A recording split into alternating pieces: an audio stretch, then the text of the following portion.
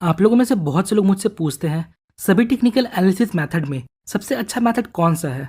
तो यहाँ मेरा आंसर होगा, अगर आप डिमांड एंड सप्लाई ट्रेडिंग पर मास्टर कर लेते हो तो डेफिनेटली आपको अपने ट्रेडिंग जर्नी में एक इम्प्रूवमेंट देखने को मिलेगा, क्योंकि सभी टेक्निकल एनालिसिस मेथड में डिमांड एंड सप्लाई का जो मेथड है वो मोस्ट पावरफुल है। और हाँ, अगर आप सिर्फ डिमांड और सप्लाई के कॉन्सेप्ट को मास्टर कर लेते हो अलॉन्ग विथ रिस्क मैनेजमेंट, तो इतना ही काफ़ी होगा आपको एक प्रॉफिटेबल ट्रेडर बनाने में। तो क्यों सप्लाई एंड डिमांड ट्रेडिंग इतना पावरफुल है? इसके पीछे बहुत से रीज़न है। लाइक, अगर आप सप्लाई और डिमांड के बेस पे ट्रेड करते हो तो आप ये पता लगा सकते हो कहाँ बड़े प्लेयर्स, बिग बैंक्स या इंस्टीट्यूट्स बाइंग एंड सेलिंग कर रहे हैं। दूसरा, सप्लाई और डिमांड का कॉन्सेप्ट यूनिवर्सल है। ये हर टाइम फ्रेम पे काम करता है, चाहे वो 5 मिनट का हो, 15 मिनट का हो या फिर डेली टाइम फ्रेम हो। तीसरा रीज़न, सप्लाई और डिमांड सभी इंस्ट्रूमेंट पर एप्लीकेबल है, चाहे आप स्टॉक ट्रेडिंग करते हो, कमोडिटी ट्रेडिंग करते हो, फॉरेक्स, इंडाइसेस एटसेट्रा। और एक प्लस पॉइंट है, चाहे आप एक स्विंग ट्रेडर हो या इंट्राडे ट्रेडर या फिर स्कैल्पर, ये सभी टाइप के ट्रेडर के लिए एप्लीकेबल है। और लास्ट पॉइंट, अगर आप सप्लाई एंड डिमांड के बेस पर ट्रेड लेते हो तो यहाँ आपको एक अच्छा रिस्क एंड रिवॉर्ड मिलता है। सो ये थे कुछ रीजंस जिसकी वजह से सप्लाई एंड डिमांड ट्रेडिंग बाकी ट्रेडिंग मेथड से ज़्यादा पावरफुल है। तो सप्लाई और डिमांड के 4 पिलर्स है, जिसे समझकर हम सप्लाई एंड डिमांड के कॉन्सेप्ट को मास्टर कर सकते हैं। Number 1, what is the concept of supply and demand. Number 2, how to identify and draw supply and demand, मतलब हमें कैसे सप्लाई एंड डिमांड जोन को आइडेंटिफाई करना है और कैसे हम उसे चार्ट पर ड्रॉ करेंगे। Number 3, identify high quality and low quality supply and demand zones, मतलब हमें high quality and low quality के डिमांड एंड सप्लाई जोन को आइडेंटिफाई करना है। And number 4, where to enter and exit in supply and demand zone, मतलब हमें कहाँ entry करना है और कहाँ एग्जिट करना है। तो सप्लाई एंड डिमांड के कॉन्सेप्ट को समझने के पहले, मतलब सप्लाई एंड डिमांड क्या होता है, ये समझने के पहले हमें मार्केट स्ट्रक्चर को समझना होगा। आपको ये समझना होगा जो मार्केट है वो हमेशा बैलेंस टू इम्बैलेंस के बीच मूव करता है। तो बैलेंस टू इम्बैलेंस का मतलब क्या होता है? तो इसका मतलब कुछ इस प्रकार का एरिया, यहाँ आप देख सकते हो कुछ एरिया है जहाँ मार्केट कॉन्सोलिडेट करता है और कुछ एरिया है जहाँ बिग मूवमेंट्स है। तो इस डायग्राम से हम समझ सकते हैं कैसे market balance to imbalance move करता है। मतलब मार्केट इस प्रकार ऊपर नहीं जाता। अगर मार्केट को ऊपर जाना है तो ये कुछ इस प्रकार ऊपर जाएगा, ये थोड़ा ऊपर जाएगा, फिर कंसोलिडेट करेगा, फिर ऊपर जाएगा, फिर थोड़ा कंसोलिडेट करेगा और फिर ऊपर जाएगा। सो मार्केट कुछ इस प्रकार से मूव करता है, बैलेंस टू इम्बैलेंस, जिसे आप इस डायग्राम में देख सकते हो। जो बॉक्स हमने यहाँ ड्रॉ किया है वो बैलेंस रिप्रेजेंट करता है, मतलब यहाँ बायर्स और सेलर्स के बीच बैलेंस है। और ये है इम्बैलेंस एरिया, मतलब यहाँ बायर्स और सेलर्स के बीच इम्बैलेंस है। तो ये वो चीज़ है जो आपको डिमांड एंड सप्लाई के कॉन्सेप्ट के पहले सीखना है। तो इस वीडियो में हम सिर्फ बैलेंस एरिया पर फोकस करने वाले हैं। और एक चीज़ जो आपको ध्यान देना है, आफ्टर द बैलेंस जो मूवमेंट आया है वो कितना स्ट्रांग है। जितना स्ट्रांग मूवमेंट होगा उतना ही स्ट्रांग हमारा जोन होगा। अब देखिए, दो तरह के सप्लाई एंड डिमांड जोन होते हैं। पहला है रिवर्सल जोन और दूसरा है कंटिन्यूएशन जोन।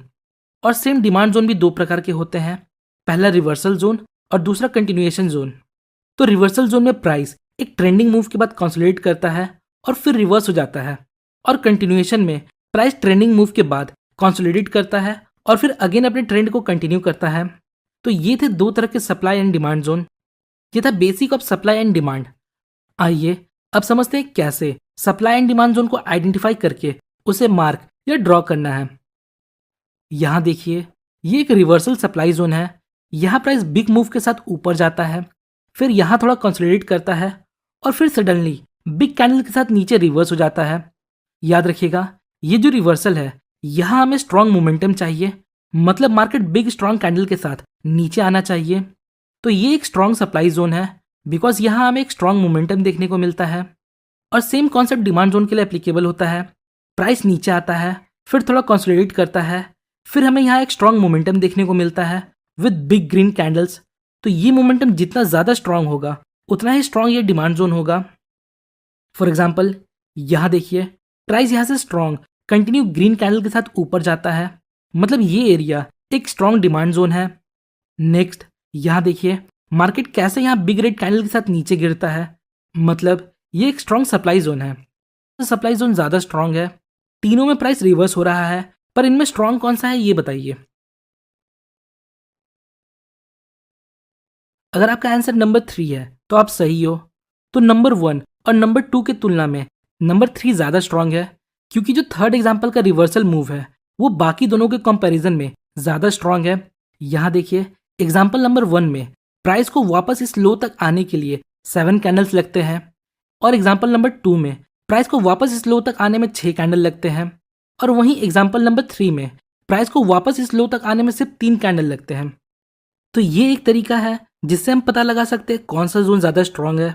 एक और तरीका देखते हैं जिससे हम स्ट्रांग जोन को आइडेंटिफाई कर सकते हैं, वो है आप मूवमेंट को देखिए।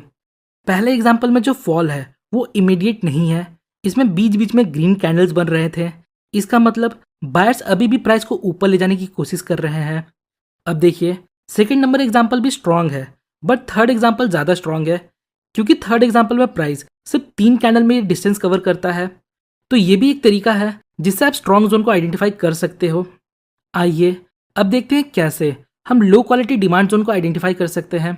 फॉर एग्जाम्पल, यहाँ देखिए, एग्जाम्पल नंबर 1 में प्राइस यहाँ से बाउंस करता है, और एग्जाम्पल नंबर 2 में भी प्राइस यहाँ से बाउंस करता है। तो अब हमें इस कैंडल से 5 कैंडल्स को देखना है, 1 2 3 4 एंड 5। तो इन 5 कैंडल से हमें इतना मूव देखने को मिलता है, बट एग्जाम्पल नंबर 2 में हमें 5 कैंडल में इतना बड़ा मूव देखने को मिलता है। सो यही मैं आपको समझाने की कोशिश कर रहा हूँ, ये एक लो क्वालिटी का डिमांड जोन है और ये एक हाई क्वालिटी का डिमांड जोन है।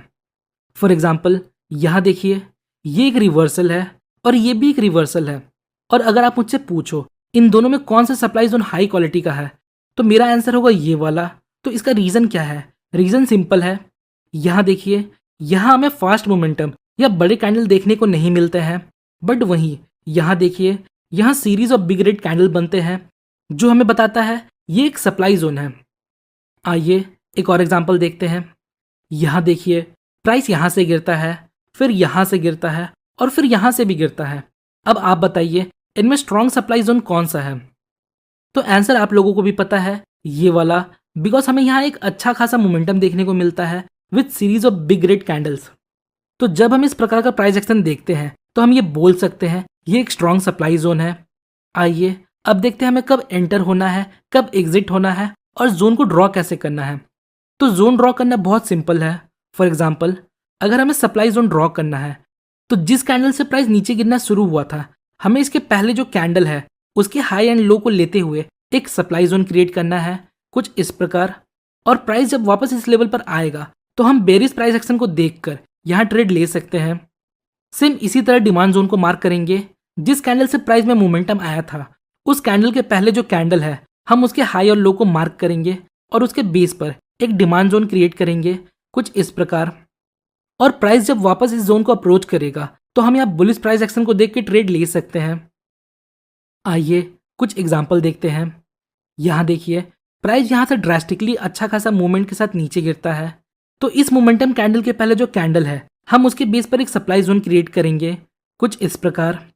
नेक्स्ट, प्राइस वापस इस सप्लाई जोन को अप्रोच करता है और यहाँ kind of bearish long wick candle form करता है, बट हमें कंफर्मेशन का वेट करना है, मतलब एक रेड मोमेंटम कैंडल जो इसके लो को ब्रेक करे।